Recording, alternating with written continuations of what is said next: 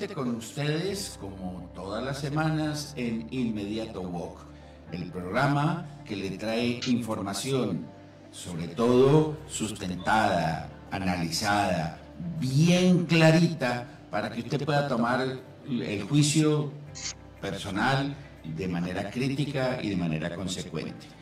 Hoy tenemos unos invitados de lujo, como siempre, en nuestro panel de periodistas que nos acompañan. Saludemos entonces poco a poco a cada uno de todos. Rommel, desde Quito, Ecuador. Muy buenos días, Rommel. Bienvenido a Inmediato Walk. ¿Qué tal, médico? Un buen día, médico, para usted, para todos los seguidores de este espacio que semana tras semana trae, como usted mismo lo afirma, trae la información para que usted la digiera, la analice y tenga un resultado de estos análisis. Así que estamos listos desde Ecuador y muchas gracias a todo el equipo. Un saludo para Robert, para usted médico, para Doris, para Gustavo también y para Rafael que está en Nueva York. Muy bien, Rommel. Hoy tenemos la ausencia de Doris. Infortunadamente, su hija está cumpliendo años y lógicamente ella también está cumpliendo años porque pues toda madre cuando tiene un hijo, en el fondo ella resulta cumpliendo años. Tenemos también aquí, saludamos muy especialmente a Gustavo Gaitán desde Ciénaga, Magdalena, nuestro periodista, un hombre de muchísima trayectoria y de muchísimos galardones. Gustavo, muy buenos días, bienvenido a Inmediato Walk. Muy buenos días, un gusto saludarte de nuevo. Eh, Asimismo, un saludo para todos los corresponsales que están en este momento sintonizados con Inmediato Walk. Aquí estamos para dar nuestras opiniones. Muchas gracias. Gracias, Gustavo, como siempre, tan atento y tan gentil. Tenemos también a Rafael desde Nueva York, desde la capital del mundo. Bueno, todavía no se ha conectado, vamos a esperar que se conecte. Tenemos nuestro primer tema. El tema que tenemos aquí, que hemos venido cocinando, que hemos venido trabajando y que vamos a comentar, tiene que ver con que ya se aproxima el resultado final, el veredicto del juicio a el doctor Álvaro Uribe Vélez. Se dijo que ya para el 28 tendremos la sentencia, la presentación del fallo definitivo por parte de la juez que está llevando este caso. Pero esto abre muchos puntos de vista, abre muchas interpretaciones en un país tan polarizado. Empecemos a opinar sobre este tema. A ver, Gustavo Gaitán, ¿qué opinión te merece esto del juicio a Álvaro Uribe Vélez?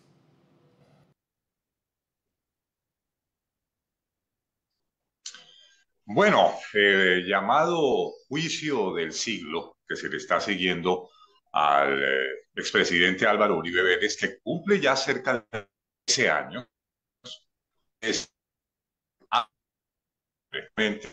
un juicio muy importante porque en Colombia ha habido una tradición de que todos los expresidentes de la República nunca han sido enjuiciados, nunca han sido en realidad, aunque sí han sido investigados y algunos han sido enjuiciados, nunca han sido condenados. O sea, se recuerda que probablemente el último presidente condenado fue Marco Fidel Suárez, el siglo pasado, al comienzo del siglo pasado, pero generalmente ha sido un manto de impunidad que ha rodeado todas las investigaciones y juicios que se le han hecho a los expresidentes. Parece que en este caso puede haber una inflexión en la justicia, porque el 28 de julio probablemente hasta lo que ahora se ha visto, las pruebas son bastante contundentes y podría haber un fallo adverso a Uribe Vélez, en el sentido de que habría logrado demostrar en el juicio que sí estuvo manipulando los testigos.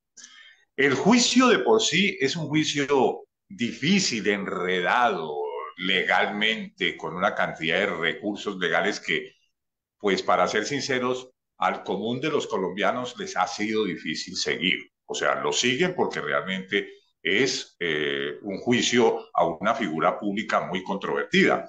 Pero tanto la fiscalía como los abogados defensores, que son pues, reconocidos como los más brillantes que hay en Colombia, pues se han hecho gala de todo tipo de recursos para dilatar, para cuestionar todo tipo de pruebas que han vuelto este juicio engorroso, enredado, difícil realmente de entender.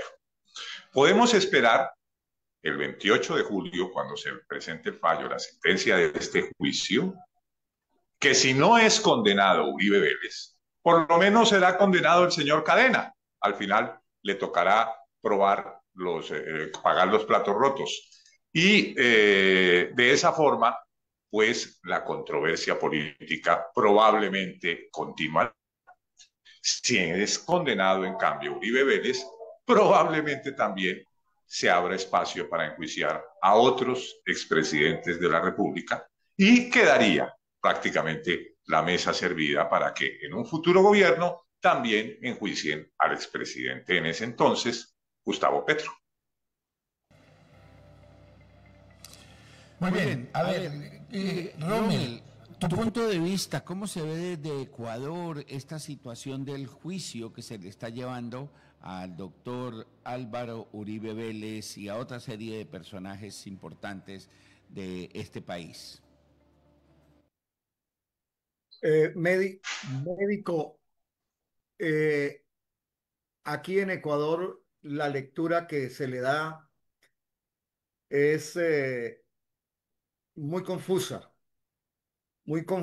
porque los medios colombianos en este caso y también los medios internacionales, algunos medios internacionales, se han dedicado a, yo diría que más que a recomponer la opinión pública y darle claridad sobre este confuso, como dice Gustavo, sobre este confuso juicio, han descompuesto la información y la verdad. Entonces, aquí en Ecuador, las opiniones de la prensa y las personas que uno puede, con las que estamos en contacto diariamente, pues tienen una idea muy errada.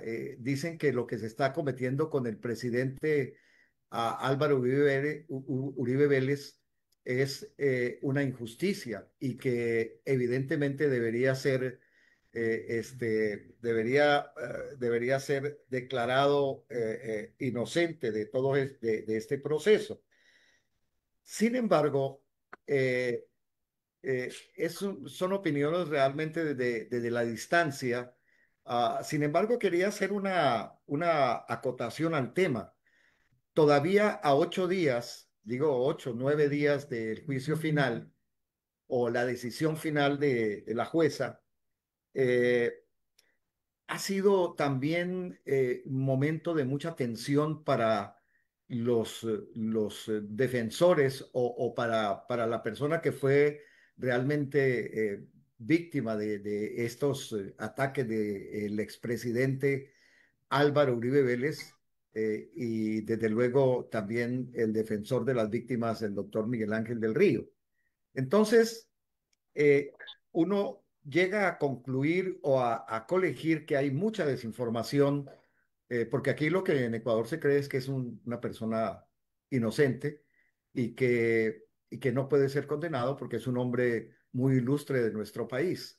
Sin embargo, una consideración. Si Álvaro Uribe Vélez es un hombre tan estimado, tan respetado, porque indudablemente es así de parte de la opinión colombiana. Y Uribe perdón, y que Petro estando en el poder y que es una persona también cada día sometida a las críticas permanentes de la prensa con respecto a su mandato y con respecto a las decisiones que toma en el poder, y es tan buena persona. No sé por qué Álvaro Uribe Vélez, siendo tan buena persona, es el acusado y el posible el procesado y el posible condenado, y no Petro, que está en la presidencia de la República, que es el que más recibe ataques permanentes. Pero hay una desinformación completa declarando, yo diría que en confusa información y en una actitud muy no entendible de parte de la sociedad colombiana de cómo no seguir los procesos normales en un juicio y darle la razón a quien la tiene, médico. Bueno, Rommel, yo pienso que más allá del juicio contra la persona de Álvaro Uribe, más allá del expresidente, este juicio que la Corte Suprema de Justicia, cuando lo llamó, le dio casa por cárcel, detención domiciliaria en el año 2020, y profirió un fallo bastante gigantesco, 1.500 y pico de páginas. Allí se marca una situación que me parece muy importante, y es que nosotros en Colombia tenemos una manera de entender el poder donde el que tiene el poder puede hacer lo que le dé la gana, y eso es un fenómeno bastante enraizado en las mentes de las personas. El doctor Álvaro Uribe se probó que chuzaron a la Corte Suprema de Justicia y eso como que parece que se olvidó, que hicieron toda una serie de circunstancias mediante el cual cambiaron la Constitución para poder lograr la reelección del presidente Uribe y eso aparentemente no pasó absolutamente nada. Gis Medina se fue a la cárcel por un cohecho donde ella reconoce que fue comprada, pero el comprador no le pasó absolutamente nada. Entonces aquí tenemos unas instancias en las cuales creemos que el poder es algo que blinda y que deja completamente impune. Esto es lo llamativo de este fallo, de que por primera vez a una persona, por lo menos en este siglo, en los últimos años, una persona que ejerce el poder que ha sido considerado casi mesiánico. Hay personas que quisieran tener como poniéndole una velita al doctor Álvaro Uribe porque consideran que casi es un salvador y él muchas veces habla y cuando uno escucha, yo escuchaba al presidente en el 2002 cuando decía que es que en Colombia cunde la pereza y entonces que la gente tenía que trabajar más, invitaba a trabajar y con eso le recortó los derechos a los trabajadores que ahorita apenas se están recomponiendo y apenas se están recuperando de manera todavía muy recortada. Es decir, y la otra cosa es el estilo del poder, de como la astucia, como el atajo, como de poder aprovechar todo para beneficio personal. Ese tipo de poder, ese tipo de circunstancia, ese tipo de clientelismo es una circunstancia terrible que se ha venido enraizando en el país y que ahorita sería bueno que empezáramos a mirar, sobre todo porque estas astucias, estas leguleyadas, este clientelismo generalmente está generando violencia. Entonces, yo creo que es un tipo de circunstancias que nosotros tenemos que mirar. Y la otra circunstancia que tiene que ver con esto es cómo el narcotráfico se empotró en este país. El problema del narcotráfico es que el narcotráfico trajo de la mano el dinero fácil. El dinero que no hay que trabajar sino se consigue rápidamente. Y entonces el dinero se convirtió en el factor fundamental para los sobornos, para que la justicia no opere, para que los jueces se vuelvan venales, para que la justicia sea para el de Ruana. Yo creo que lo que tendríamos que pensar, más allá si condenan o no a Álvaro Uribe, es si este tipo de país en esas condiciones está bien. Ahorita yo escucho al doctor Álvaro Uribe salir a decir que lo chuzaron no sé cuántas veces, cuando él chuzó a muchísimos de los magistrados de las altas cortes y eso a él se le olvida. Entonces, simplemente yo... dice el doctor Álvaro Uribe, me chuzaron y esa información es ilegal. Más allá de la ilegalidad, en la cual podría tener razón, es lo que está haciendo y lo que está diciendo. Entonces, hay una serie de circunstancias que más allá, si lo condenan o no, valdría la pena que reflexionáramos todos los colombianos sobre este tipo de circunstancias. Cambiando de tercio, el departamento del Tolima y el país está crucificado por una circunstancia muy especial que tiene que ver con el paro arrocero. Entonces, yo no sé si en Ciénaga están sufriendo las mismas circunstancias que estamos pasando aquí con el paro arrocero. Entonces, Gustavo, ¿cómo se ve desde allá este paro arrocero que tiene al departamento del Tolima perfectamente bloqueado por todos los 4 puntos cardinales?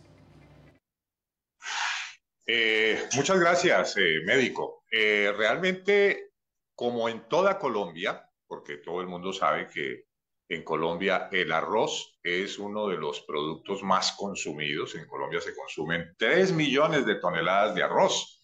Y la costa atlántica también produce arroz, lo mismo que el departamento del Meta, el Tolima, el Huila, que son países productores enormemente de arroz. Y después del maíz, lo que más consumen los colombianos es arroz. Es decir, el arroz es un tema muy importante para la soberanía alimentaria. Es algo básico de la canasta familiar. Entonces, desde esa óptica, pues el problema se ve como un problema político, porque en realidad lo es, con lo que ha ocurrido el día de ayer, con el prácticamente desconocimiento del movimiento de todos los arroceros que han ido a entrevistarse con la ministra, y esta no se ha presentado porque arguía que debería haberse levantado el paro para que se iniciara el diálogo. Pues para los arroceros ha quedado un ambiente muy desagradable, inclusive para los arroceros del Magdalena. Y lo que se espera es que este tema vaya a radicalizarse la próxima semana. Me llama mucho la atención que dentro de lo que está hablando los arroceros estén todavía mencionando el caso del contrabando de arroz de Ecuador, que se suponía que era uno de los temas que ya se había superado. Pero hay informes de que en la frontera, en este momento, especialmente en la frontera del Putumayo, ha vuelto a incrementarse el contrabando de arroz ecuatoriano, que es muchísimo más económico, y de esa manera poder suplir una eventual desabastecimiento por este tema del paro.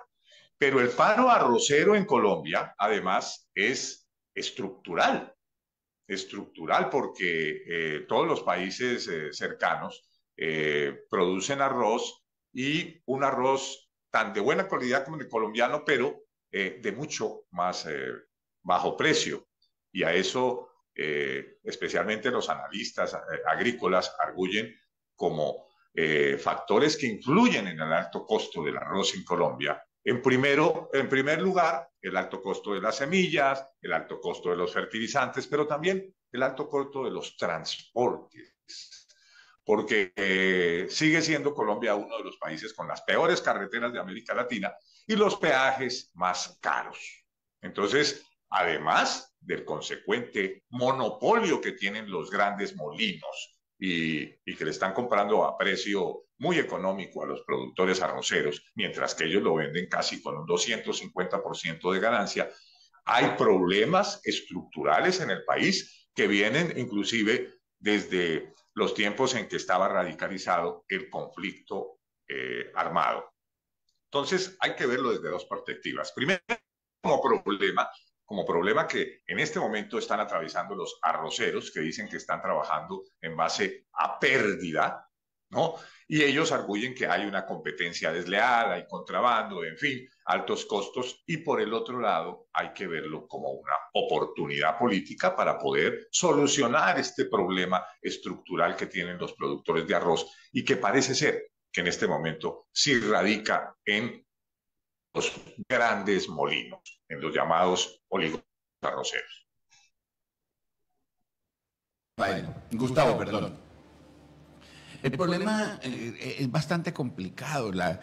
Aquí lo grave es que los ciudadanos reciben una serie de informaciones que no tienen exactamente todas las posibilidades de analizar. Veamos algunos casos. En el 2002 se hizo el TLC, en el 2003, perdón, se firmó el TLC con Canadá y con los Estados Unidos. Es decir, a partir del 2003 está llegando grandes cantidades de semillas de arroz y arroz mismo a unos precios que no son competitivos para los colombianos. ¿Por qué razón? Porque los Estados Unidos, por ejemplo, subsidia a sus agricultores. Entonces, por decir algo, si un agricultor produce el bulto de arroz, le salen 200.000 pesos y el gobierno le subsidia 100.000, entonces él lo puede vender a 110.000 y está ganando. Mientras que los colombianos no pueden hacer eso porque no tienen subsidio.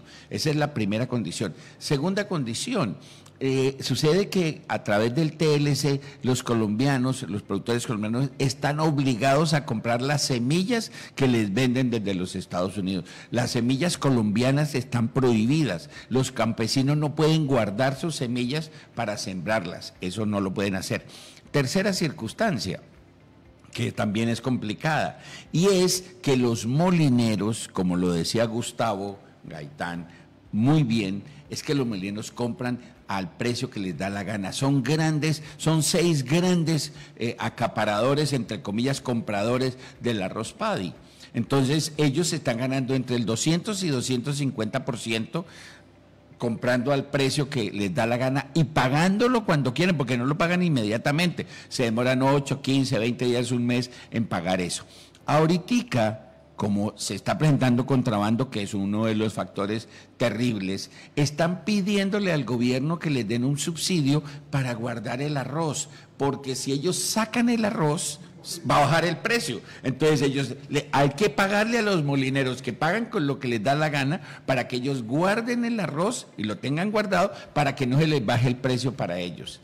Esto es una circunstancia simpática. Mire, cuando los campesino protesta, pues ellos salen a las vías y ponen unos palitos y ponen alguna serie de trabas. Aquí, este es un paro con combinadas en las calles, con grandes tractores, porque no son los pobres los que están peleando. Esta es una situación más política que real y donde cada uno trata de sacar pecho de acuerdo a sus condiciones particulares. Terrible esto que está pasando con el arroz. Sin embargo, el abastecimiento en Bogotá y aquí en los mercados no ha caído, siguen llegando productos porque, si bien es cierto, hay bloqueos, han sido bloqueos intermitentes y los camiones llenos de alimentos están llegando. Entonces, tenemos este paro arrocero, un paro complicado. Recuerden que el gobierno del doctor Duque le entregó a Guaidó a Polímeros de Colombia y entonces Monómeros de Colombia, y entonces el precio de los abonos subió de manera estrepitosa. 350.000 pesos valía cada bulto de abono. En este momento bajó a 125.000, o sea, bajaron los abonos y sin embargo los molineros quieren más. Terrible esa situación. Rommel, tu punto de vista y cómo se ve esto desde Ecuador, que también produce arroz. Con gran, con gran preocupación para los arroceros ecuatorianos. Es que el tema del contrabando también del arroz le lleva muchos problemas al país, como todo tipo de contrabando.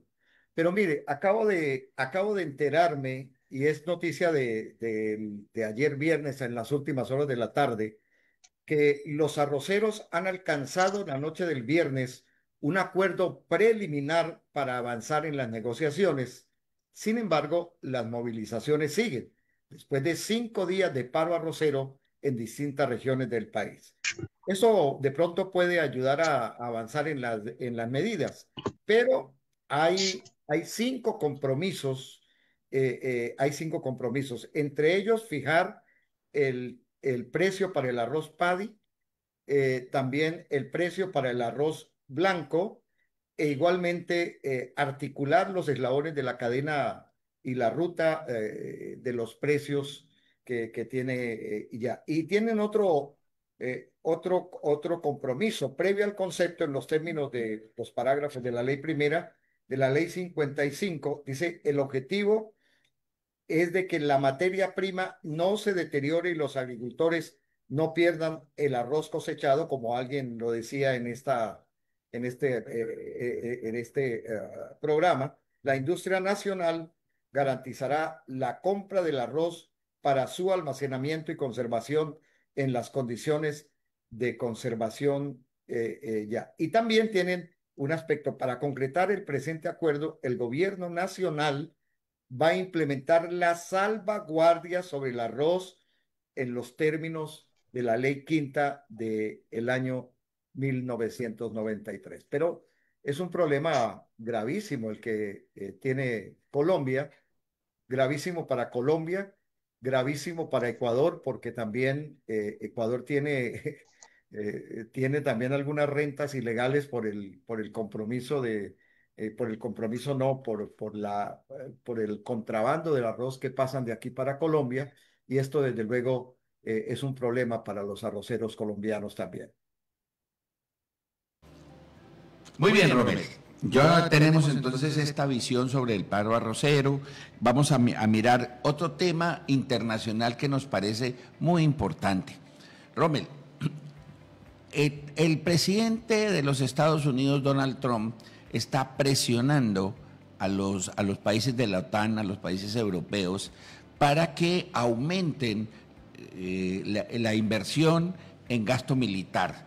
Ya España protestó, España tenía el 1.5 del PIB y le está diciendo que todos tienen que subir al 5, que porque los Estados Unidos no pueden seguir subsidiando esta guerra en Ucrania y le está pidiendo más. Pero los países argumentan que si ellos aumentan el dinero, los aportes militares, pues hay que reducir fuertemente lo que tiene que ver con la inversión social.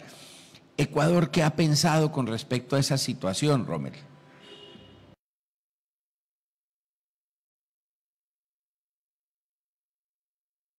Este tema de el aumento de el pie de fuerza en los países, también por aquí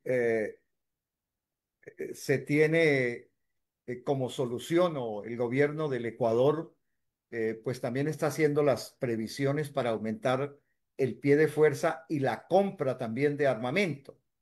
Evidentemente, lo que hace el Ecuador es seguir una directriz que dan desde el norte, desde la Casa Blanca, y desde luego que cuando se tiene una filosofía, cuando se tiene un concepto de los temas del Estado o los problemas sociales o los problemas de seguridad deban ser solucionados a través de la represión y a través de las fuerzas militares en la calle. Fíjese que Ecuador ha pasado ya más o menos aproximadamente por unas 18 oportunidades en estar en estado de excepción.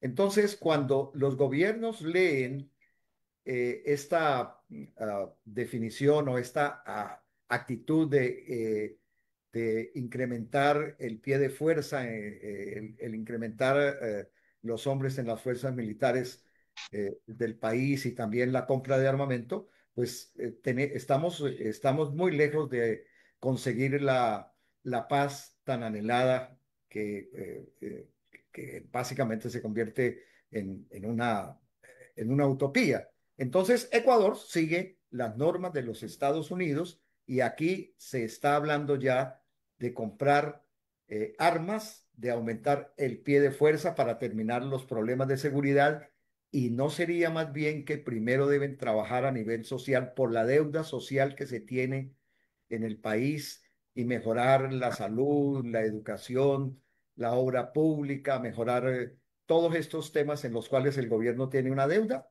Pues de todas maneras, aquí se siguen los parámetros de allá de los vecinos del norte. Y bueno, no hay mucho para hacer y no hay mucho para decir, porque Ecuador es un seguidor de estas políticas del señor Trump. Gustavo, un hombre con la experiencia que tiene, con todo el trasegar periodístico que has acumulado, ¿cómo ves esta situación de estar apretando a los países para que inviertan más en gasto militar y, infortunadamente, recorten lo social? ¿Cómo analizas esta situación, apreciado Gustavo? Bueno, muchas gracias, Robert. En realidad no se puede apreciar estas decisiones, estas acciones de Donald Trump, sino en el contexto de un capitalismo militarista global, que es lo que está impulsando Donald Trump. Porque el Instituto de la Paz de Estocolmo, que hace un recuento casi diario sobre el gasto militar en el mundo, ha indicado que el gasto militar de este año ha sobrepasado todos los límites. A nivel mundial estamos viviendo 3 guerras, aun cuando la guerra entre Irán e Israel podríamos decir que está en este momento en suspenso, y las guerras en Gaza continúan y la guerra en Ucrania continúa. El gasto militar se ha incrementado a unos niveles extraordinarios. Por eso no se puede entender lo de Trump sino como una transferencia capitalista. Es decir, él quiere que países europeos compren más armas norteamericanas, ¿ya? Es decir, quiere que ellos gasten más en su gasto militar, produzcan más armas propias para que las gasten en la guerra de Ucrania. No es desconocido para la opinión pública mundial que el Partido Republicano, el partido de Donald Trump, tiene en casi la totalidad de sus senadores y representantes a la Asociación Nacional del Rifle como una de sus financistas. Y es también elocuente que los grandes halcones de Washington, es decir, los grandes estrategas y dueños de las grandes industrias militares de los Estados Unidos, pues prácticamente viven en la Casa Blanca, están con Donald Trump alrededor constantemente, instigando pues el aumento de este consumo de armas, de esta producción de armas. Lo que causa un poco o es una paradoja y causa un poco de contradicción, es que pues Donald Trump siempre se presentó como un gran pacifista, como un hombre que no iba a intervenir en ninguna guerra, y además había ofrecido, todos lo sabemos, acabar la guerra, especialmente de Ucrania, en 24 horas. Esto, pues, con lo que está ocurriendo en la realidad, prácticamente es una contradicción, porque el presidente Trump, en este momento, pues, con esta presión que está ejerciendo contra los países para que aumente su gasto de armas, indirectamente también se puede entender esto como un aumento mundial de la producción de armas, que va a tener también que ver con China, Japón, tanto como los países europeos y como la propia Rusia, el médico.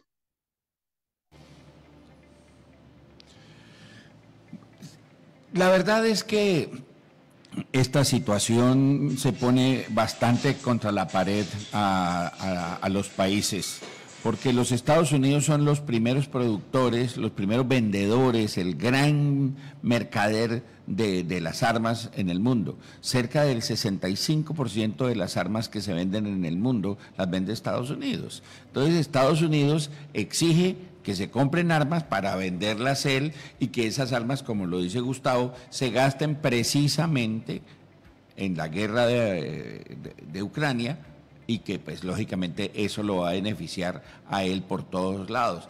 Ahora, y sin importarles absolutamente nada que el gasto social se disminuya. El capitalismo salvaje lo único que le interesa es la ganancia, y nada, absolutamente nada, lo social. Lo social funciona para las elecciones, lo social funciona para pedir votos, pero lo social realmente importa poco. Pero yo los invito a que degustemos una taza de un cacao 100% natural, de un cacao exquisito que sirve para nutrir el alma, y sobre todo es un gran antidepresivo natural. Cacao 152, cacao para el alma.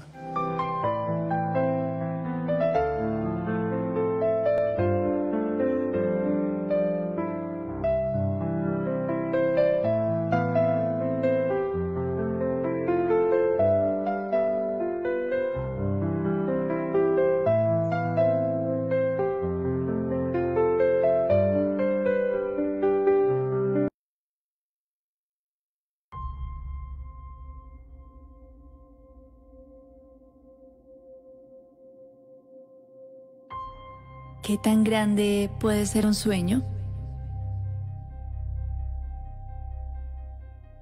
¿Qué tan grande puede ser soñar con que cada joven pueda crecer con un mejor futuro?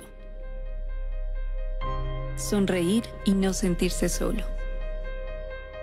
Comprendiendo que se puede ser feliz. Soñar con vivir en paz y armonía. En un hogar digno. Poder servir a los demás. Respirar aire limpio. Soñar con encontrar un lugar en el mundo. Y una vida con sentido.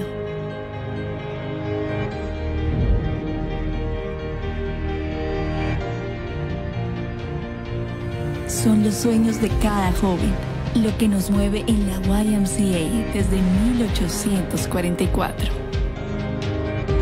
Cerca de 60 años en Colombia, buscamos brindar a las personas, en especial a los jóvenes, formación para ser agentes de cambio, que les permita tener la oportunidad de seguir creyendo en sus sueños, tomar acción y alcanzar sus metas. Comprometiéndose día a día con la justicia, los derechos humanos, la democracia y la paz en sus comunidades, contribuyendo así a un mundo más justo, inclusivo y equitativo, en donde todos puedan ser respetados y valorados. Gozar de espacios emocionalmente seguros, formativos y ambientalmente sostenibles, donde puedan acceder a formación de calidad y a un trabajo digno para así potenciarse como líderes. En la YMCA creemos firmemente en el poder transformador de los jóvenes, que con cada una de sus acciones le dan vida a nuestro movimiento. Agentes de cambio que generan un efecto multiplicador en la sociedad y en los territorios, siendo luz en su familia, comunidades, país y mundo.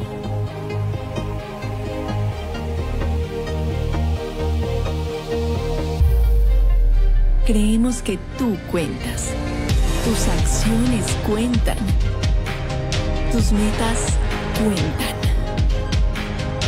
Atrévete a soñar con nosotros.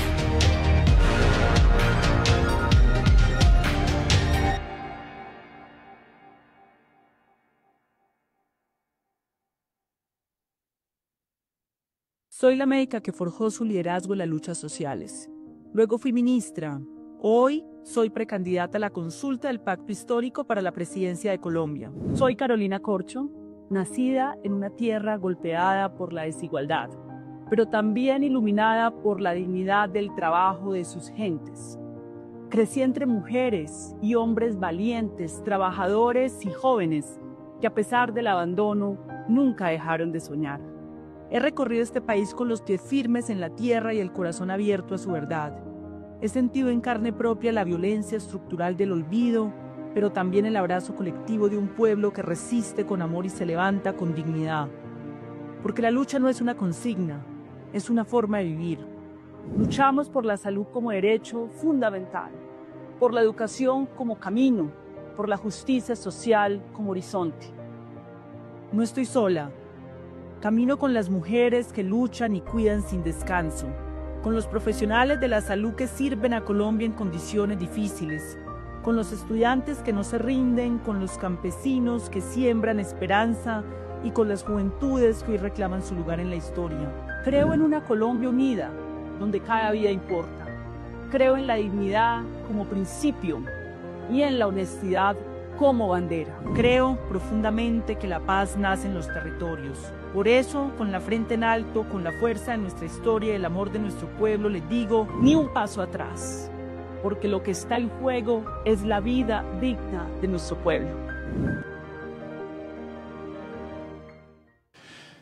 Muy bien, retornamos nuevamente a mirar nuestros espacios.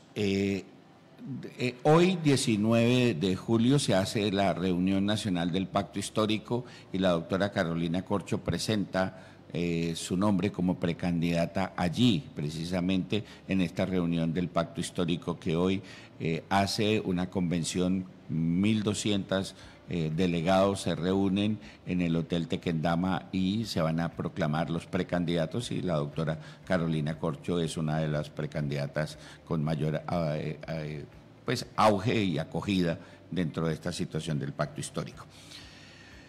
Cambiando de tercio, como se dice en los toros, hablemos de un tema bastante complicado y de lo que tiene que ver con las inundaciones que se están presentando en Venezuela y en la frontera entre Colombia y Venezuela por el crecimiento de los ríos, aupado por las lluvias torrenciales que están cayendo. Y se habla entonces de los desastres y está hablando de las dificultades que se están presentando.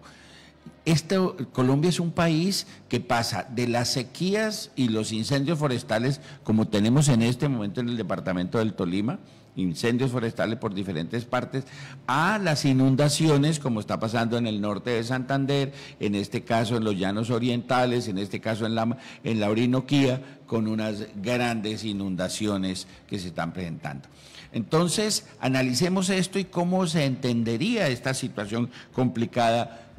Gustavo Gaitán, que estás en una región bastante cálida y que en este momento debe tener problemas precisamente con estos cambios climáticos, y cómo lo podemos mezclar o intercalar con todo lo que tiene que ver con el calentamiento global, Gustavo.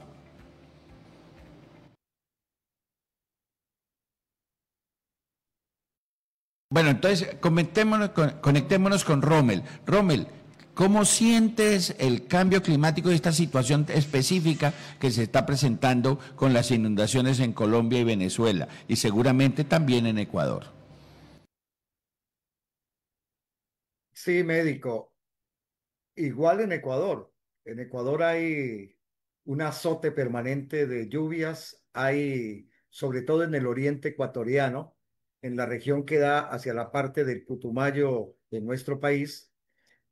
Hay intensas lluvias, hay muchos damnificados y la pérdida de grandes hectáreas de alimentos que se pierden en este sector, en el oriente ecuatoriano, que indudablemente pues se junta con lo que está pasando en Colombia. Pero tenía un tema un poco específico con respecto a lo que está pasando también en Venezuela y en la frontera con Colombia. Barinas, Mérida, Portuguesa, Táchira y Trujillo son los estados donde se han provocado precipitaciones e inundaciones, daños materiales muy graves. Los principales estados que fueron afectados, como les decía, es Portuguesa, Trujillo, Táchira y Mérida. También es Venezuela, ahora también está afectada profundamente por las lluvias, por el desborde de los ríos, por el crecimiento de las aguas y también por el crecimiento de los damnificados, que piden al gobierno nacional, en este caso al presidente Maduro y en el caso nuestro, el presidente colombiano Gustavo Petro y también a Daniel Noboa, el que se confirmen los temas para la atención de desastres. No hay oficinas especializadas, o mejor dicho, sí la hay, pero están, en el caso de Ecuador, muy distantes de los lugares, no tienen asistencia los campesinos. En el caso de Venezuela, muy poca la asistencia del gobierno, y en el caso de Colombia, un problema de corrupción en el tema en el tema de los recursos, en el tema de las platas para la prevención de desastres, está muy complicado. El desastre de Caracas esta semana fue muy grave. Prácticamente la capital de Venezuela quedó anegada totalmente. Las calles principales, creo que ahí estamos mostrando, las calles principales de Caracas quedaron anegadas totalmente, y desde luego hay algunos muertos. Todavía no se confirma la cifra de muertos, algunos heridos y sí muchos damnificados. Así que si por allá llueve, por aquí no escampa, médico. Esto hace para que pensemos y reflexionemos un poquito. La mayoría de la gente cree que los desastres son naturales, pero los desastres no son naturales. Los desastres son sociales, los desastres son humanos. Somos los seres humanos los que tenemos que entender de que la naturaleza siempre va cambiando, de que la naturaleza no es estática. Somos los humanos los que nos asentamos al pie de los ríos, nos asentamos y construimos casas que no tienen las mejores condiciones de sismoresistencia para cuando tiembla, o estamos a expensas de que una pequeña inundación o gran inundación nos destruya nuestras viviendas. Entonces, tenemos una serie de circunstancias en las cuales los humanos no estamos entendiendo que la naturaleza cambia, que la naturaleza se está moviendo constantemente y que nosotros tenemos que adaptarnos, que tenemos que acomodarnos a esas transformaciones permanentes que está dando la naturaleza. No entenderlo es lo que está generando los desastres. Y la otra cosa es el desarrollo entendido como acumulación, el desarrollo entendido como ganancia, sin importar el efecto que se haga sobre la naturaleza.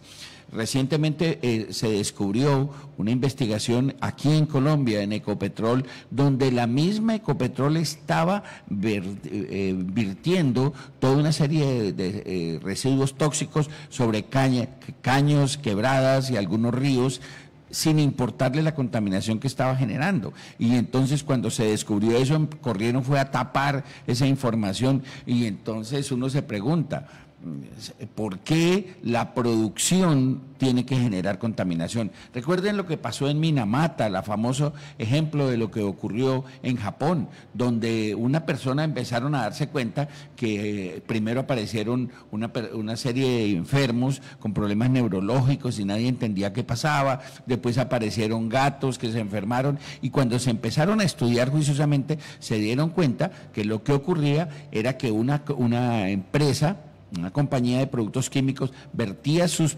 desechos en la bahía y caían al mar. Entonces los pescados que venían allí, los mariscos que se recogían, venían contaminados, los pescados que se comía la gente se contaminaba, hasta los gatos que comían algunos desechos se contaminaban, y eso se describió como la enfermedad de Minamata. Es decir, el desarrollo entendido como acumulación y solo crecimiento hace que no se prevea exactamente los daños que tenemos sobre la naturaleza. Esto importante lo que estamos viendo para reflexionar el modelo de desarrollo, el modelo de acumulación que estemos presentando en este país. Vamos ahorita a ver, ahorita que estamos hablando de precandidatos y que estamos hablando de gatos, hablemos de un candidato que se lanza como precandidato a la presidencia y que ya está recolectando firmas, y que seguramente a más de un colombiano le van a pedir una firma para una persona que se precia de que cuando niño cogía a los gatos y les prendía voladores para verlos cómo gritaban y manejaban. Entonces, este doctor de la Espriella está pidiendo firmas como candidato.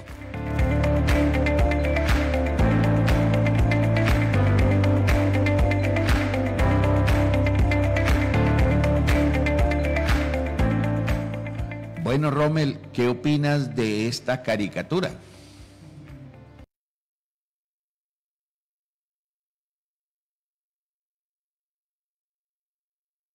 Era, no sé, me da, me da tristeza, me genera tristeza que la sociedad colombiana todavía esté utilizando esos modelos, y la derecha de Colombia, la oposición de Colombia, esté buscando otras estratagemas y buscando otros personajes que enrarecen el camino a la presidencia. Van 61 y ahora con el doctor abogado de la Espriella, es como el 62 candidatos que aspiran a la presidencia de la República, porque ayer apareció otra narrativa. La señora Tarazona, la esposa de Miguel Uribe, también fue propuesta para que sea lanzada. No su esposo, que está reponiéndose de este atentado feroz e inhumano, pero para que sea la esposa la que sea la candidata a la presidencia de la República y no el esposo que está, desde luego, recuperándose de este terrible atentado. Pero me genera risa que Abelardo de la Espriella, un hombre que indudablemente ha estado en muchos escándalos, escándalos inclusive mediáticos, tenga las calidades, Le eh, pido un ratito nomás, ¿no? Para que, poder que estar tenga aquí. las calidades, Bien. que tenga las calidades para aspirar a este cargo digno. Me estaba imaginando que de pronto Abelardo de la Espriella está pensando que todos los colombianos admiten sus comentarios desatinados, ofensivos permanentemente contra sus opositores. Entonces, también deberían hacer unos miramientos, unos análisis muy extensos sobre los precandidatos a la presidencia de la República. Y me genera risa que encuentro en la sociedad colombiana, en algún sector de la comunidad colombiana, esa desinformación, ese sentido que genera, genera tristeza de verdad, que muchos inclusive darán la firma por Abelardo de las Espriella, no por matar los gatos, sino por algunas otras historias que conocemos y narrativas muy propias del precandidato a la República que indudablemente desdicen de su vida ética y desdicen también de su vida moral.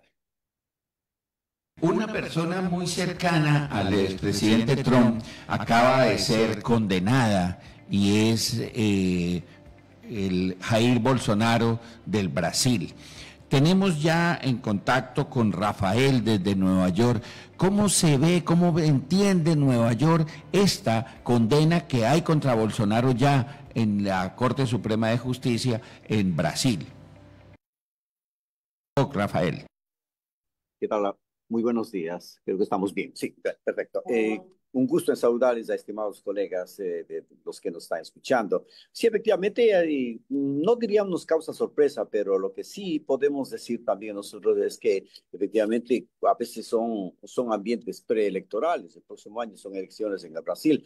Pero lo que a mí me preocupa realmente es en cuanto a la justicia brasileña es que ya tenemos como antecedente pues el caso de Lula da Silva, que también fue condenado y posteriormente entonces hallado inocente. Entonces, algo parecido puede suceder con Bolsonaro, porque el hecho de haber introducido, haber hecho un registro en su residencia y encontrar, como dicen los analistas, $14,000, no sería pues una prueba suficiente de que ahí hubo corrupción. Pero lo que sí podemos también, si podemos comparar un poquito lo que pasó aquí en el 2020, pues esta obstrucción en el caso de las elecciones que pudo haber tenido Bolsonaro y que está comprometido con la justicia brasileña, puede en realidad decir mucho, ¿no? Entonces, el hecho de que ya ahora tenga prohibiciones, el hecho de que tenga pues un grillete electrónico, sí da mucho que preocupar. Pero, como les digo, lo que sí me preocupa a mí profundamente es el antecedente con Ignacio Lula da Silva, que fue pues procesado por corrupción y corrupción a altos niveles, pero a la final la justicia brasileña entonces lo declaró inocente. Entonces eso también podría suceder con Bolsonaro, lo que quiere decir y lo que no quisiéramos que pase comparativamente con otros países, incluido el mismo nuestro país, en donde la justicia está al servicio de los que están en este momento en el gobierno. Ojalá eso no suceda. Y al contrario, mejor para la democracia brasileña de que se esclarezca absolutamente todo. Y si tiene que responder ante la justicia, pues que tenga que hacerlo, independientemente de que todos sabemos de que Estados Unidos estuvo al lado de Bolsonaro, fue un aliado de Bolsonaro, y esto en realidad también puede tener algunas presiones, porque ya vemos como el presidente Donald Trump, siempre que no se hace está dentro de su corriente y dentro de su pensamiento, simplemente va a imponer sanciones arancelarias, que hasta el momento ese es el mecanismo con el que está operando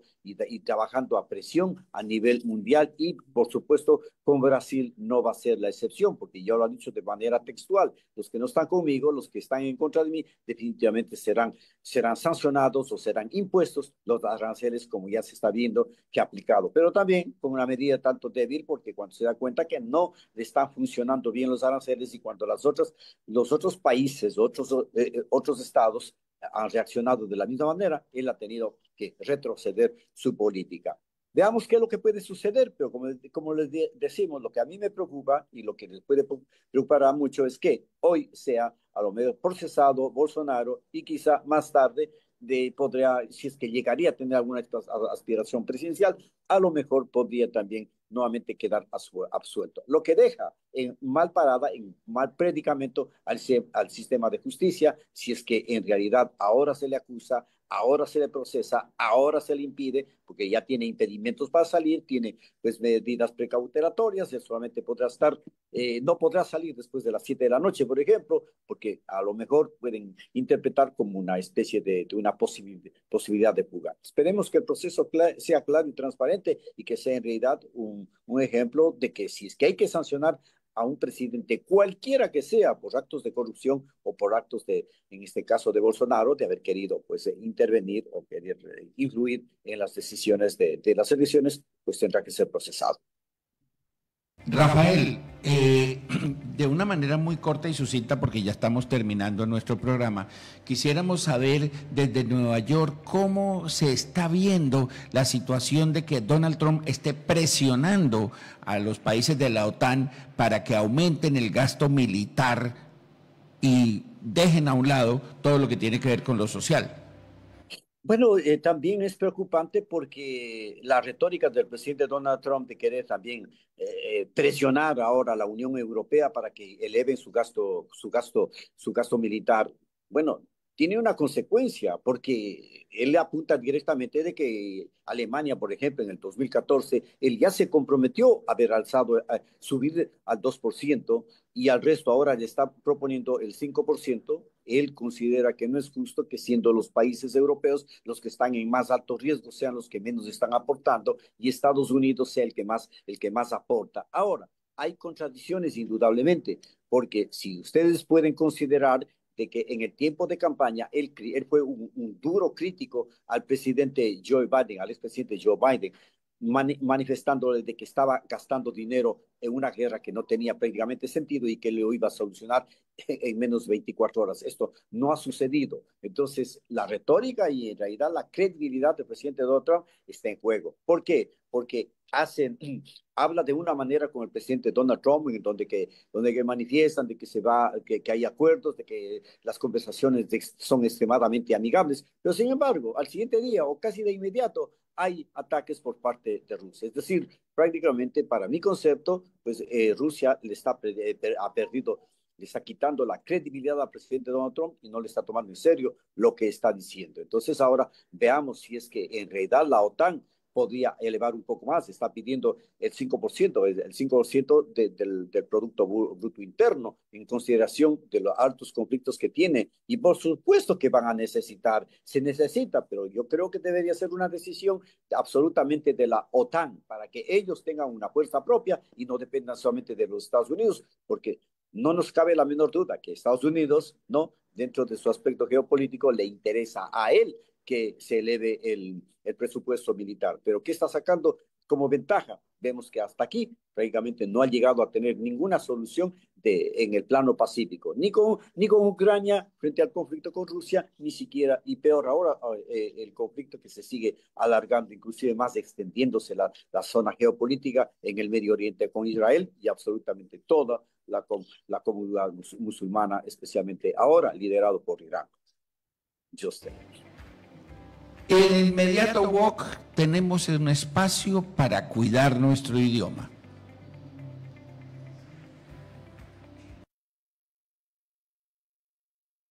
Nuestra Constitución Política de Colombia, el castellano es el idioma oficial de Colombia. Un idioma es la lengua de un pueblo o nación. En otras palabras, es el modo particular de hablar de un grupo humano para comunicarse y manifestar sus emociones, sentimientos, ideas y opiniones sobre la realidad en que viven. No expresarse bien en castellano impide la comunicación o la altera y la tergiversa. Además, dicen los expertos que el lenguaje nos hizo humanos. Por lo tanto, el lenguaje se expresa en el idioma. De allí la importancia para que los humanos den un uso adecuado del idioma. Existen errores en la construcción del idioma que, si no los corregimos, se volverán costumbres y nos llevarán a degenerar nuestra comunicación. Veamos. Cualquiera es un adjetivo indefinido, lo que quiere decir que no distingue o define nada. Por ejemplo, usted dice, páseme una camisa, le responden, ¿cuál? Y usted no define ni distingue y responde entonces, cualquiera. Por lo tanto, cuando usted dice cualquier cantidad, creyendo que se refiere a mucho o a algo grande o inmenso, la verdad es que no está diciendo nada. Cualquier cantidad puede ser 1, 5, 1000, 1.000.000 o 0. Por lo tanto, cuando usted dice cualquier cantidad, aunque quiera decir mucho, usted no está diciendo nada. Para evitarse este inconveniente, diga gran cantidad o inmensa cantidad, o 2.000 o 100.000, pero por favor no diga cualquier cantidad. Cambiando de tema, un volante en el fútbol es un jugador que se mueve en el medio campo. La palabra volante es un adjetivo. Existe la mala costumbre de convertir un verbo en un adjetivo o un adjetivo convertirlo en verbo. Verbalizar un adjetivo es un error. Para decir que un jugador se va a ocupar la posición de volante, nos inventamos el término volantear. Igual ocurre a los que reparten hojas escritas en las calles o volante. Decimos que están volanteando. Volantear no existe en castellano, por lo tanto ellos no volantean sino reparten volantes. El jugador no volantea sino juega de volante u ocupa la posición de volante. Es entonces importante cuidar nuestro idioma. Les habló Agustín Angarita. Los invito a visitar mis páginas Dr. Agustín Angarita, @Dr. Agustín Angarita. Nos veremos en el próximo capítulo. Rommel, un saludo muy especial de despedida. Entonces, nuestra saludo para la próxima semana, Rommel.